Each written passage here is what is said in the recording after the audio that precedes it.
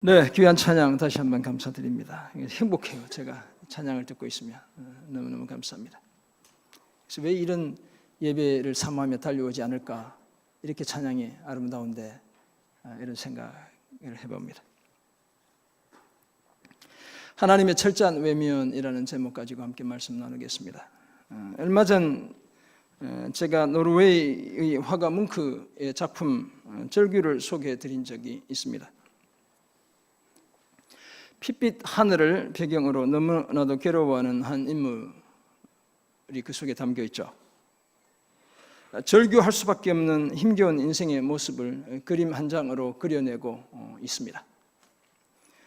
이 그림은 뭉크의 실제 경험을 바탕으로 그린 것입니다. 그림이 탄생하기 전인, 그림이 처음 그려진 게 1893년인데 그 한 해 전인 1892년 1월 22일 뭉크의 일기장엔 이런 내용이 적혀 있습니다. 친구들과 함께 길을 걸어가고 있었다. 해질녘이었고 나는 약간의 우울함을 느꼈다. 그때 갑자기 하늘이 핏빛으로 물들기 시작했다. 그 자리에 멈춰선 나는 죽을 것만 같은 피로감으로 난간에 기댔다. 암청색 협곡과 도시 위로 핏빛으로 물든 불의 혀 같은 것이 걸려 있었다. 내 친구들은 계속 걸어갔고 나는 그 자리에 서서 두려움으로 떨고 있었다. 그때 자연을 관통하는 그치지 않는 커다란 비명 소리를 들었다. 자신의 마음에서 절규를 들었던 뭉크는 이 그림을 1893년부터 1910년까지 최소한 5가지 버전으로 그려냈습니다. 그 중에도 1895년에 파스텔로 판지에 그린 그림은 2012년 소더비 경매에서 무려 1억 1990만 불에 팔려 나갔습니다. 우리 돈으로 하면 1300억 이상 그림 한 장 값이 나간 것이죠. 절규가 환호성으로 변한 경우다, 이렇게 이해할 수 있겠습니다.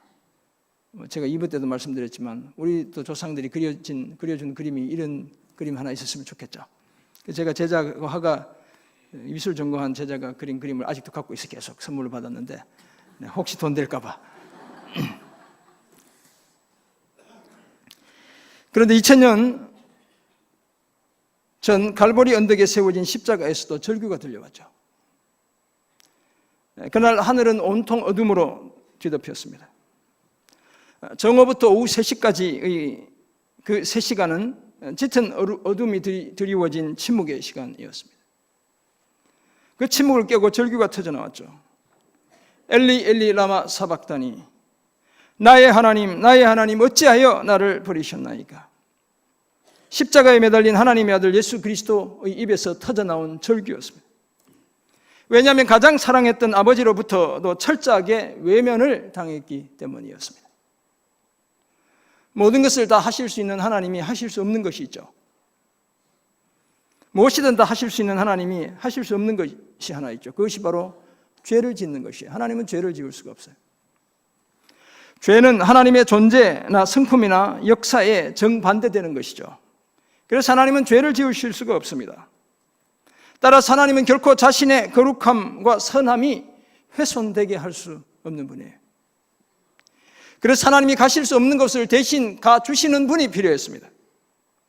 그분이 바로 하나님의 아들이자 여자의 아들이신 예수 그리스도입니다. 아들이 십자가에 못 박히시던 그날 하나님은 온 인류의 죄의 짐을 지고 아들이 가는 그 죽음의 길을 차마 같이 가실 수 없었죠. 아들 홀로 그 길을 가게 하셔야 했습니다. 하나님 아버지의 철저한 외면 속에서 죽어가던 아들의 입에서 절규가 터져나왔죠. 엘리 엘리 라마 사박다니, 나의 하나님 어찌하여 나를 버리셨나이까. 그 절규가 터져나올 수밖에 없었습니다. 이런 사실을 말씀하는 오늘 본문 마태복음 27장 45절에서 50절을 통해 우리는 십자가에 매달리신 예수님에 관해 다음과 같은 몇 가지 사실을 묵상하게 됩니다. 먼저 빛이신 예수님이 한낮에도 어둠을 겪으셔야 했습니다.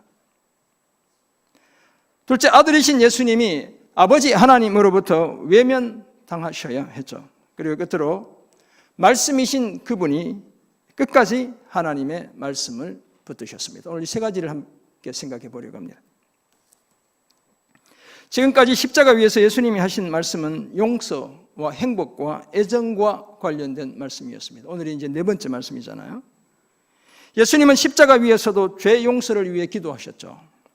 저들을 용서해 달라고, 자기들이 하는 일을 알지 못한다고 그렇게 기도하셨죠. 그리고 자신을 기억해 달라는 그 회개한 강도를 주님이 오늘 네가 나와 함께 낙원에 있으리라, 낙원으로 초청해 주셨죠. 뿐만 아니라 육신의 어머니 마리아와 사랑하는 제자가 서로에게 어머니와 아들이 되는 새로운 관계가 맺어지게 주님이 그렇게 하셨어요. 그런데 오늘 본문에 이르면 그 분위기가 완전히 뒤바뀌게 됩니다. 수치와 고통 중에 전해지던 밝고 따뜻한 소망의 분위기는 다 사라지고 짙은 어둠과 절망만 가득할 뿐입니다. 십자가에서의 주님의 그 절규가 저와 여러분의 가슴을 시리도록 아프게 할 뿐인 것이죠. 예수님의 절규를 담고 있는 오늘 본문을 통해 우리는 다음과 같은 주님에 관해 다음과 같은 몇 가지 사실을 발견합니다. 먼저 빛이신 그분이, 빛이신 예수님이 한낮에도 어둠을 겪으셔야 했습니다.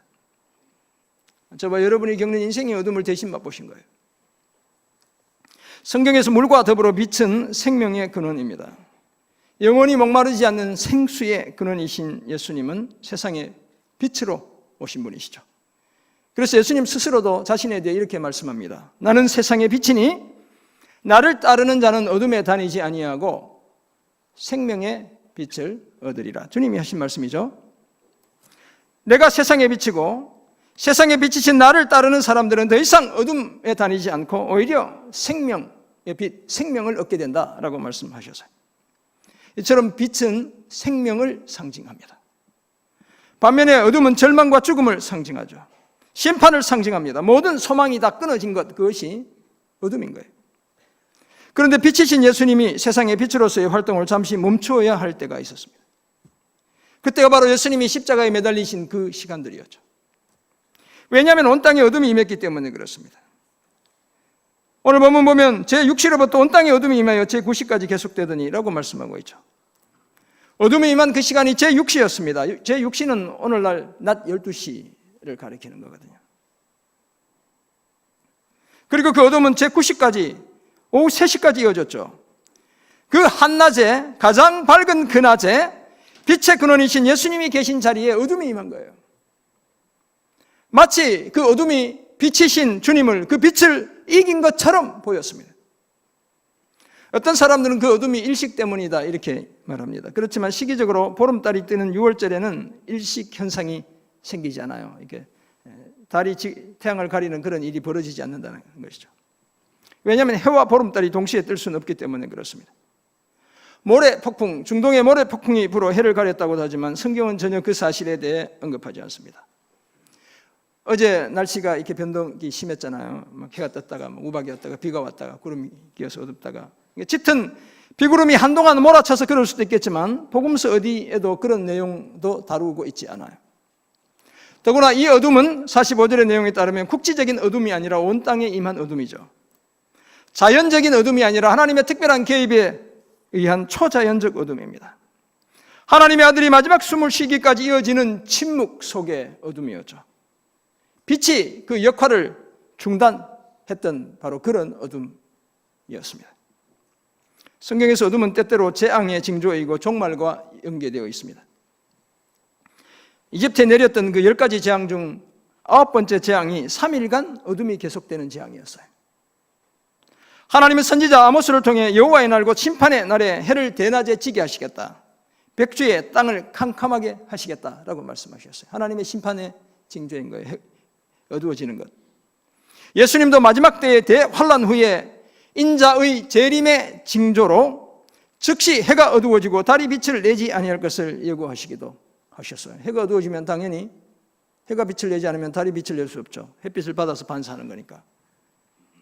그런 어둠이 예수님이 십자가에 매달리신 그날 온 땅에 임했다는 것이죠. 따라서 이 어둠은 하나님의 심판이 시작된다는 상징이기도 했습니다.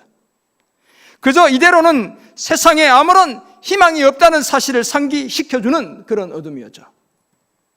이 짙은 어둠을 깨고 십자가에서 비명처럼 들려온 소리가 바로 예수님의 절규였습니다. 엘리 엘리 라마 사박다니 나의 하나님 어찌하여 나를 버리셨나이까. 어둠 속에서 하나님의 외면과 심판을 끝까지 감당해야 하셨던 주님의 절규였습니다. 사랑하는 성도 여러분, 2000년 전 골고다 언덕에 십자가에 매달리신 예수님은 우리 인생의 짙은 어둠도 다 경험하신 분이죠. 저와 여러분이 겪는 어려움보다 훨씬 더 큰 어려움을 경험하신 분이 주님이세요.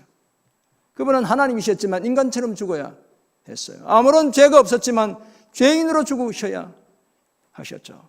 모든 사람들의 오해를 다 한 몸에 받으셨죠. 끝까지 사랑했지만 끝까지 배반당하셨죠. 우리가 사기당하고 돈떼 먹히고 보다 훨씬 더 큰 어려움을 주님이 당하신 거예요. 훨씬 더 큰 어둠을 주님이 겪으셨죠. 하나님으로부터 버림받는 어둠을 겪으셔야 했죠. 알 수 없는 곳에서 먹구름이 몰려와 한 치 앞도 보지 못하게 하는 그런 인생의 어둠을 주님이 직접 다 경험하셨어요.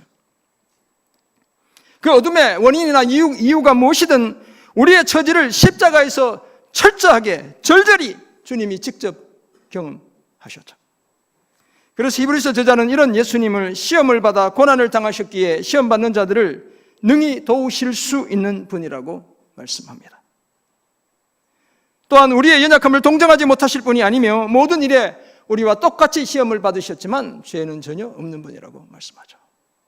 그래서 우리는 긍휼하심을 받고 때를 따라 돕는 은혜를 얻기 위해 빛이신 그분이 계신 은혜의 보좌 앞으로 나아가기만 하면 된다고 말씀하고 있습니다. 따라서 우리 인생의 어둠을 대신 경험하신 예수님 때문에 이제 우리는 오직 빛으로만 가득한 은혜의 보좌 앞에서 살아갈 수 있는 존재가 된 것이죠. 십자가에서 우리의 어둠까지 대신 담당하신 예수 그리스도를 기억하며 빛 대신 그리스도 안에서 살아가는 저와 여러분 모두가 되시기를 주님의 이름으로 축원합니다. 아멘. 오늘 본문에서 발견하는 주님과 관련된 두 번째 사실로 아들이신 예수님이, 하나님의 아들이신 예수님이 아버지 하나님으로부터 외면을 당하셨다는 사실이에요. 철저하게 외면을 당하셨죠. 철저하게 버림받았죠. 십자가에 매달리신 예수님의 네 번째 말씀에는 비참함, 쓸쓸함이 묻어납니다. 그 말씀은 고통과 외로움에서 비롯된 비명이었기 때문이죠. 절규였기 때문에 그렇습니다. 그 순간 하나님은 사라졌습니다. 지금까지의 모든 노력은 수포로 돌아간 것처럼 보였습니다. 주님이 하나님이 나를 버렸다고 하시잖아요. 그 자리에 지금 하나님이 계시지 않는 거예요. 어둠이 뒤덮은 3시간 동안 예수님은 하나님을 기다렸죠. 최대한 귀를 기울여 하나님의 음성을 들으려 노력했을 것입니다. 그러나 오직 적막감, 쓸쓸함, 외로움, 고통만 남아있을 뿐이었습니다. 왜냐하면 아버지 하나님조차도 그 아들을 철저하게 외면하셨기 때문이죠. 하나님이 외면하시지 않았다면 당장 십자가에서 내려와서 그 괴롭히는 자들을 다 벌 주셔야 했죠. 하나님이 외면하시는 거예요. 아들이 당하는 그 고난 눈 감고 계신 거예요. 우리의 죄와 우리를 향한 사랑 때문에 하나밖에 없는 그 아들을 하나님이 잠시 버리셨기 때문에 그런 거예요. 드디어 낮 3시가 되었고 그때 십자가로부터 절규가 들려왔죠. 엘리 엘리 라마 사박다니 나의 하나님 어찌하여 나를 버리셨나이까. 주님의 그 입술에서 터져나온 비명이었죠. 십자가 근처에 서 있던 사람들 중 어떤 사람들은 이 절규를 듣고 이 사람이 엘리야를 부른다 라고 말합니다. 요한복음에 따르면 예수님이 이 말씀하신 다음에 내가 목마르다 이렇게 이야기하시죠. 오늘 마태복음 기록하고 있지 않지만 그 다음 장면을 기록합니다. 그중 한 사람이 곧장 달려가서 해면을 가져다가 신포도주에 적셔 갈대에 깨어 주님이 마시게 합니다. 이 해면은 영어로 보면 스폰지인데 이 스폰지라는 말 자체가 헬라어 스폰고스라는 헬라어에서 나온 거거든요. 그래서 스폰지와 같은 역할을 하는 것들을 통해 적셔서 마시게. 갈대로 했다는 거 보면 이렇게 십자가가 높지 않았다는 걸 우리가 생각해 볼 수 있어요. 나머지 사람들은 이르기를 가만두라 어디 엘리야가 와서 구원하나 보자라고 말합니다. 왜 이 사람들이 엘리야라고 생각했는지 다음 주에 한번 제가 나누려고 해요.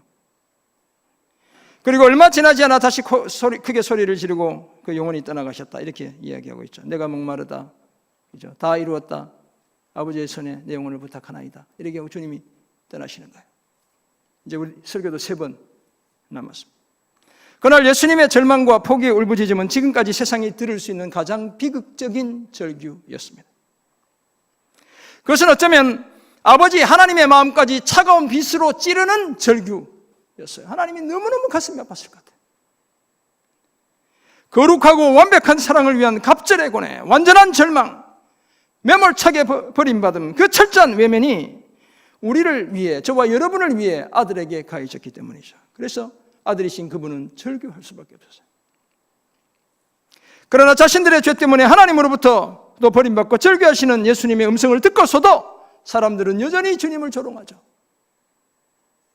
그 절규가 자신들 때문에 빚어진 절규, 자신들을 위한 절규라는 사실을 전혀 몰랐습니다. 미국의 소설가 존 얼빙이 쓴 오웬 미니를 위한 기도라는 소설이 있어요. A Prayer for Owen Minnie, 저렇게 돼 있죠.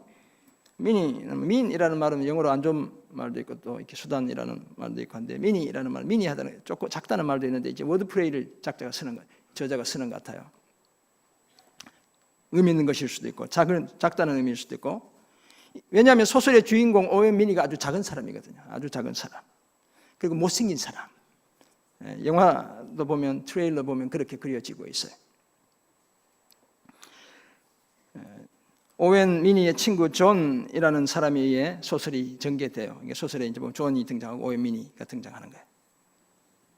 소위 흠모할 만한 것이라고는 아무것도 없는 그런 아이였습니다. 오웬 미니는. 그런데 이 오웬은 세상 사람이 다 이상하게 생각하고 자신도 이해할 수 없는, 지금은 이해할 수 없는 일 세 가지를 항상 준비하고 살았어요. 어른이 되어 베트남 전쟁에 참여하게 되었습니다. 어느덧 중년의 나이가 되었습니다. 그런데 오웬은 아직도 언제 어떻게 쓰일지도 모를 그 어릴 때부터 연습했던 세 가지 이상한 기술들을 계속 연마하는 거예요. 첫째는 찢어지는 목소리를 교정하는 기술을 연마했어요. 이게 어디 쓰일지 우리가 모르잖아요. 둘째는 이상한 기술인데 사람들을 농구 골대를 향해 높이 던지는 기술, 이런 그런 기술을 연마했대요. 이게 지금 제정신이 아닌 사람은 할 수 없는 기술이죠. 마지막 기술은 우리 몸의 크기와 언어에 관한 연구들이었어요. 그러니까 어디에 쓸지 전혀 지금까지 모르는 그런 기술들만 평생 연습하고 있는 거예요. 그러다 어느 날 오웬이 비행장 공항에 있었는데 갑자기 테러리스트들이 공격을 해온 거예요. 인종차별주의자들이 사람들을 죽이기 위해 혈안이 되어 있던 그때에 오웬은 아시아에서 여행 온 여행객 아이들과 함께 화장실에 갇히게 되었어요. 그때 그가 늘 연습하던 기술이 진가를 발휘하게 되었던 것입니다. 마치 물을 만난 물고기 같이 그는 재빠르게 행동했습니다. 목소리를 잘 내는 애들을 딱 이렇게 지시하고 이런 일들, 언어도 연구했으니까 미기 때 실력을 발휘하는 거예요. 오웬의 작은 체구와 훈련된 음성은 그 일의 안성맞춤이었던 거예요. 겁에 질린 아이들을 한 명씩 높은 창문을 통해 빠져나가도록 도와준 거예요. 농구 골대에 사람을 넣는 연습을 했더니 그 위기 때에 창문을 통해 빠져나갈 수 있도록 돕게 된 거예요. 그런데 마지막 순간에 문제가 생겼습니다. 총을 든 범인이 문을 열고 들어온 것이죠. 오웬은 테러리스트의 총에 맞아 자신의 최후를 장식하기 직전에 비로소 왜 그토록 오랫동안 사람들이 보기에 아무 소용이 없을 것 같은 그 세 가지 기술을 연마해 왔는지를 자신이 비로소 깨닫게 된 거예요. 왜요? 사람들을 살리기 위해서였던 거예요. 사랑하는 성도 여러분, 뭉크가 그린 절규보다 더 처절하게 절규하신 분이 하나님의 아들 예수 그리스도입니다. 예수님의 그 절규 때문에 오늘 우리가 하나님을 찬양하고 그 은혜에 감사하며 살아갈 수 있게 된 거예요. 더 이상 우리가 인생을 살며 비명을 지르지 않아도 되게 된 것이죠. 저는 설교하기 때문에 이렇게 큰 소리를 지르지만 여러분들은 비명을 지르지 않고 살아갈 수 있게 된 거예요. 예수님은 인간의 모든 잃어버림과 버림받음을 자신의 등에 지고 하나님의 침묵과 심판 속으로 직접 본인이 걸어 들어가셨죠. 십자가에 매달리신 그 순간 하나님의 철저한 외면을 경험하시며 지금까지 연마한 그 모든 것이 죄인들을 위한 것이었음을, 저와 여러분을 살리기 위한 것임을 본인이 직접 확인하셨던 것이죠. 사람들이 보기에 무의미하다고 생각했던 그 모든 것, 사람을 살리기 위한 것임을 본인이 증명하셨죠. 예수님은 자신의 절규를 통해 죄인들의 발을 높여 자유와 해방과 생명의 길로 향하게 해주셨습니다. 이 사실을 기억하고 늘 예수님의 십자가의 은혜에 감사하며 살아가는 저와 여러분 모두가 되시길 주님의 이름으로 축원합니다. 아멘. 오늘 본문에서 예수님과 관련해 발견하는 마지막 사실로 말씀이신 그 예수님이 끝까지 하나님의 말씀을 붙드셨다는 사실입니다. 사실 주님은 말씀이 필요 없는 분이죠. 본인이 말씀이에요. 요한복음 1장 1절은 예수님이 곧 말씀이며 하나님이라고 전하고 있습니다. 태초에 말씀이 계시니라. 이 말씀이 하나님과 함께 계셨으니 이 말씀은 곧 뭐라고요? 하나님이시니라.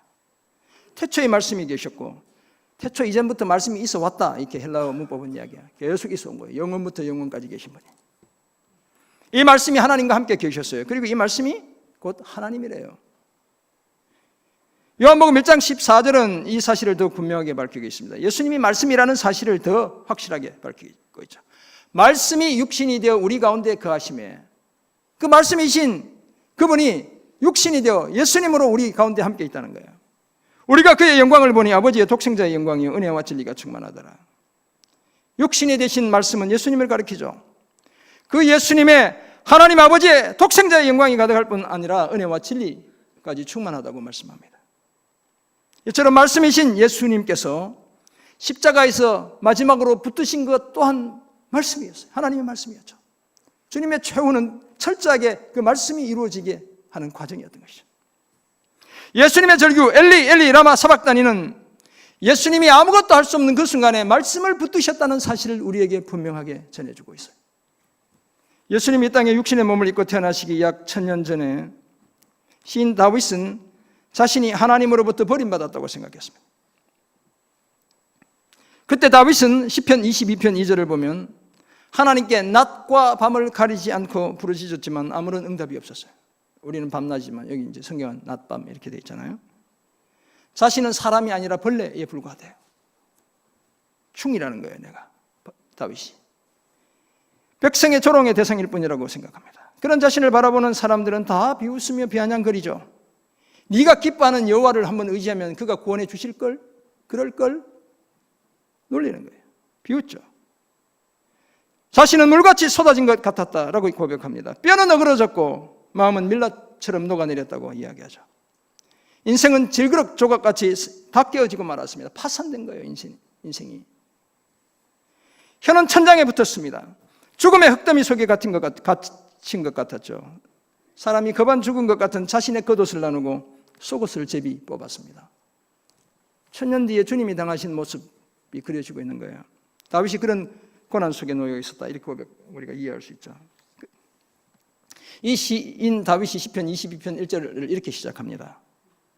내 하나님이여, 내 하나님이여, 어찌 나를 버리셨나이까? 어찌 나를 멀리하여 돕지 아니하시오며 내 신음 소리를 듣지 아니하시나이까?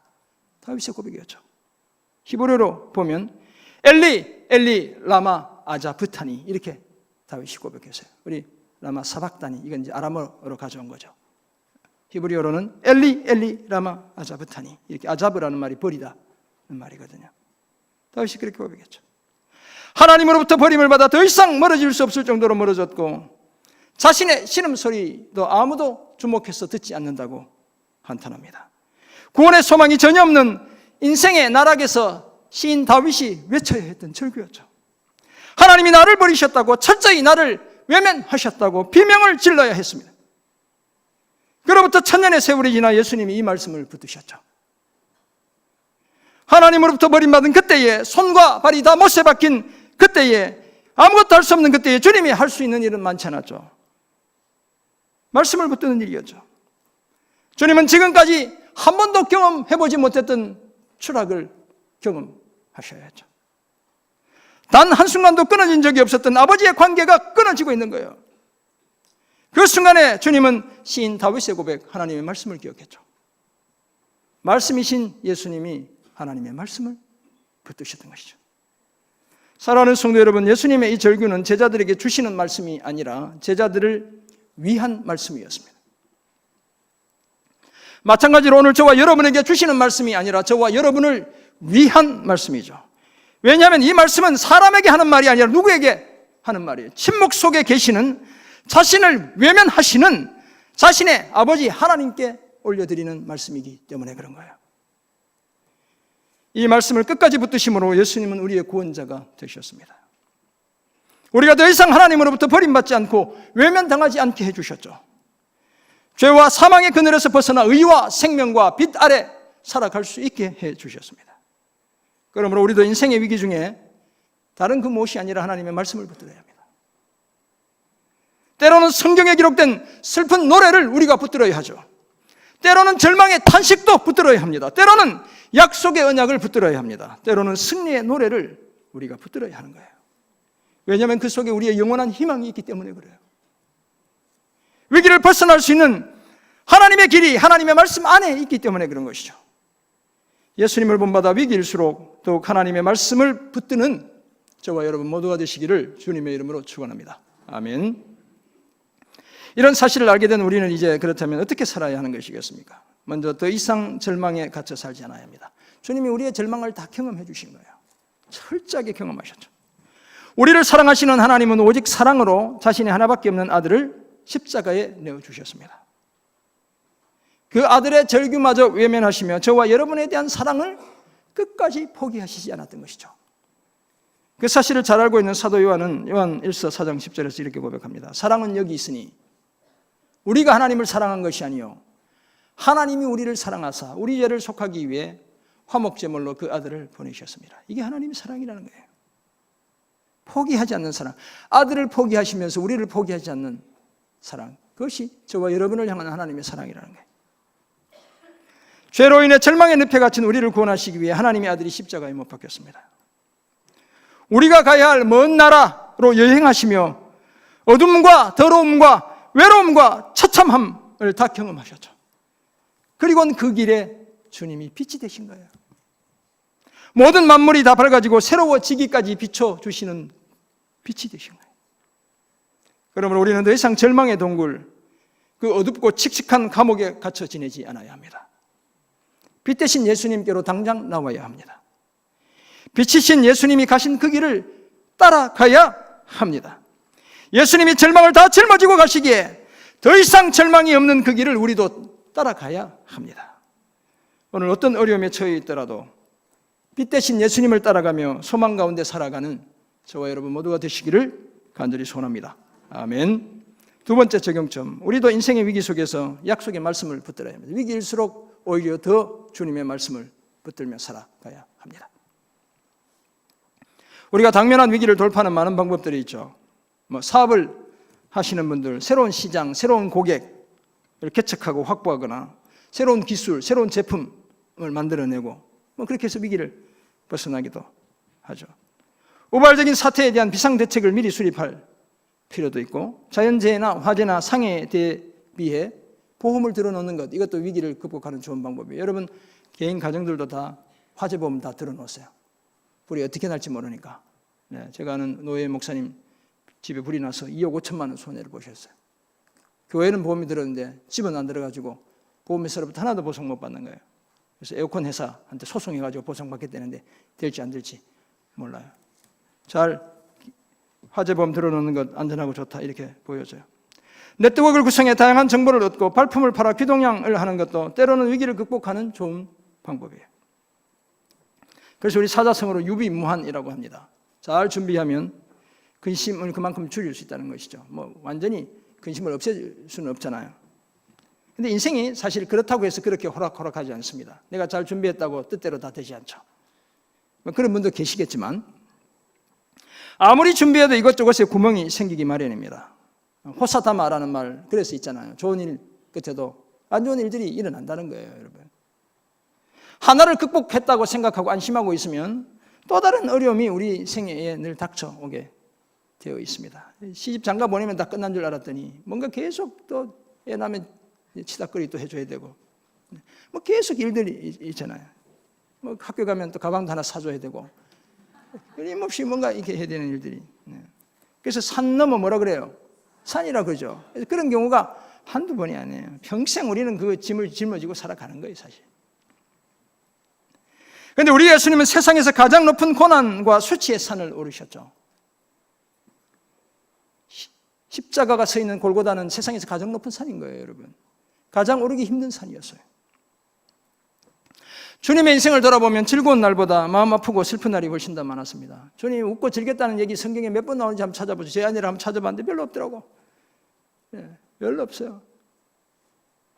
주님은 가슴 아파하고 울던 날들이 훨씬 더 많았죠. 안타까워하던 그런 날들이 훨씬 더 많았죠. 그렇게 사셨어요. 뿐만 아니라 하나님으로부터 버림받고 외면당하는 절체절명의 위기에까지 내몰리셨죠. 그때 주님이 뭘 하셨어요? 하나님의 말씀을 붙드셨던 거예요. 절규하던 시인의 말씀을 받아 자신도 절규하셨죠. 그 절규 속에 끝까지 위기를 지나셨죠. 그리고 마침내 무덤에서 부활하신 거예요. 부활과 영광의 주님이 되신 거예요.